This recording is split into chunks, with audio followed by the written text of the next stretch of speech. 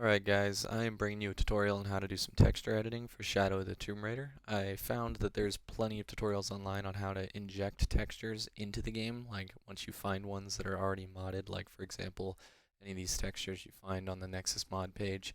It's just a general retexture that you can easily inject into the game. There's plenty of tutorials on how to do that. However, there's really none that tell you how to extract textures from the game. So for people like myself who want to create our own texture mods, really don't have a way of figuring out how to do it. So, let me tell you some of the things that you're going to need.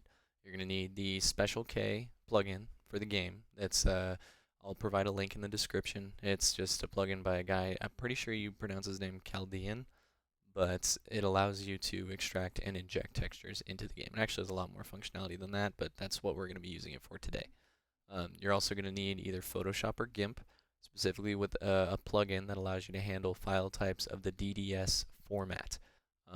I personally use the Intel DDS plugin, and I will provide you with a link on where you can download that and install it to your Photoshop application as well. Once you have those things installed, of course, with Shadow of the Tomb Raider, it's actually extremely easy. So what I'm going to do is I'm going to go ahead and fire up the game and then provide you with an overview on how to extract the textures first.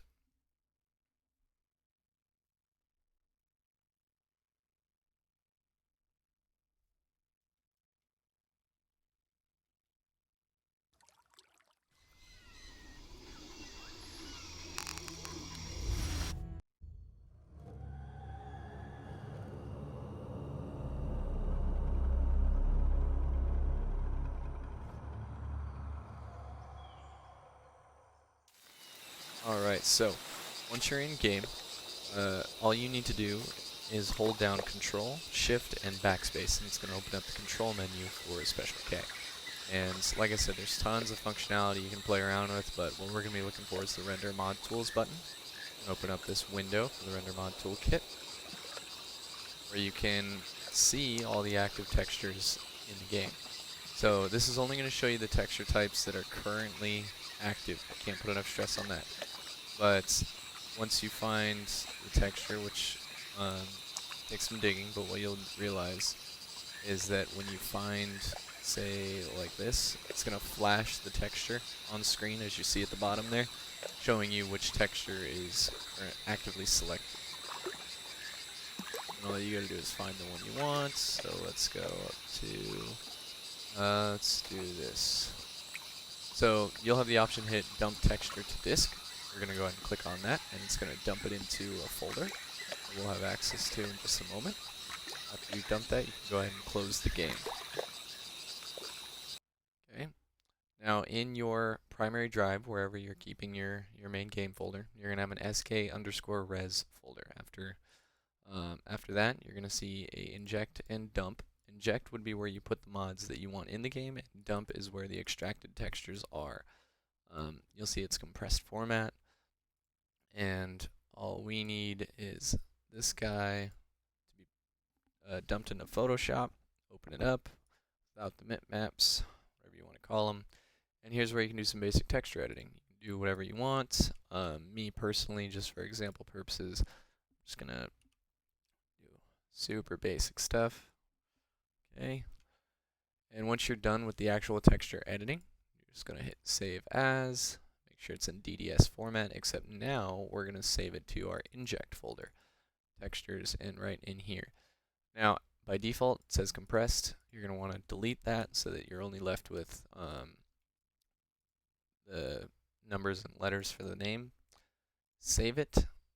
And here's where things get interesting. Okay, so textures, if you have a basic understanding of them, there is quite a few different types. There's normal maps, specular maps, and diffuse maps. The texture that I'm working with now is a diffuse map. That's what provides you with your basic color and texture that you would see in game. Normal maps are something that would allow you to control like how light is reflected off of the object. So like if you want to create depth perception without having to re-render the model, then you would add that to the normal map. If you do advanced texture editing, you're going to have to play around with the normal map specifically as well as the texture type, or the diffuse map, sorry. So since we're working with the diffuse, we're going to save it as a color in alpha under BC3. I found that's going to be the most compatible and best quality that I'm able to save the file type as, because we need to keep it under DirectX 11. It needs to be DirectX 10 plus. Okay, so we'll go ahead and save that. Once that's saved, all we got to do is open up Shadow the Tomb Raider again, and you'll see that that texture is in game.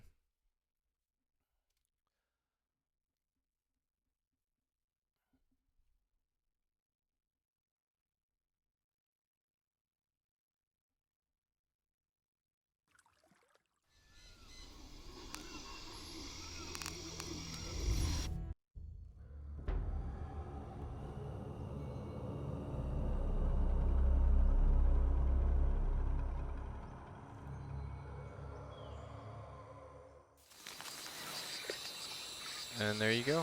That's the texture that I was able to extract and successfully inject into the game. The shorts that my character is wearing at the moment, that Laura's wearing, is a texture edit that I've been working on for quite a bit now. I'm going to upload it to the Nexus and I'll provide a link down there if you're interested. And yeah, thank you for watching. Please like and subscribe. And enjoy the rest of your day.